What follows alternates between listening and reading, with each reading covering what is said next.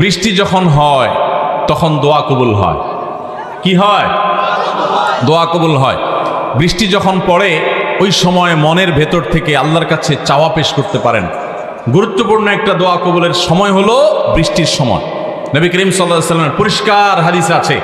অতএব বৃষ্টির কিছু কিছু ফোঁটা এখনো পড়ছে, আমরা মনে মনে যার যার চাওয়া আছে আল্লাহর কাছে সেগুলো পেশ করতে থাকি।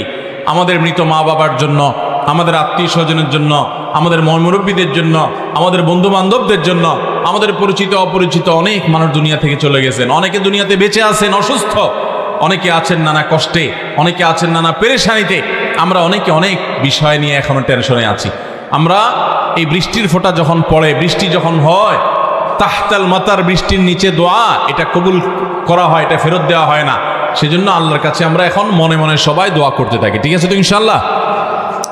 বৃষ্টির সময়ের আরেকটা গুরুত্বপূর্ণ সুন্নাত হলো, যেটা আমার বিশ্বাস 99% জন এখানে যারা আছি আমরা ইতিপূর্বে শুনি নাই বা আমরা জানি না, নতুন শুনতেছি। ভালো করে কান খাড়া করে শুনে রাখেন। সেটা হলো মাঝে মধ্যে বৃষ্টির পানি হালকা পাতলা গায়ে লাগানো সুন্নাত।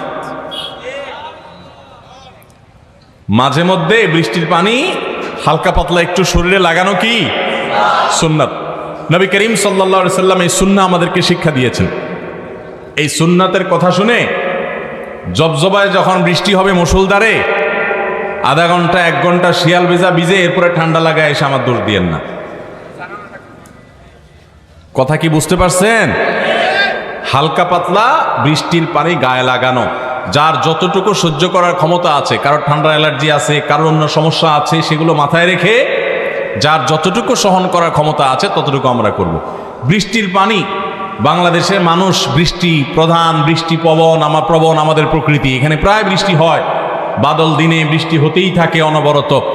তো বৃষ্টির পানি গায়ে লাগে না এরকম তো আমাদের কারোরই হয় না, সবারই কম বেশি গায়ে। কিন্তু বৃষ্টির পানি যখন গায়ে লাগে তখন দৌড় দিয়ে আমরা হয়তো কোথাও লুকায়, কোথাও ছাতা নেওয়ার চেষ্টা করি। এই চেষ্টা করাটাও ঠিক আছে, এটাও দোষের না। কিন্তু বৃষ্টির পানি যখন পড়ে গায়ে, মাঝে মধ্যে নিয়ত করে নিব যে নবী সাল্লাল্লাহু আলাইহি সাল্লাম এই বৃষ্টির পানিকে আল্লাহর রহমত, আল্লাহর করুণা হিসেবে আখ্যায়িত করেছেন।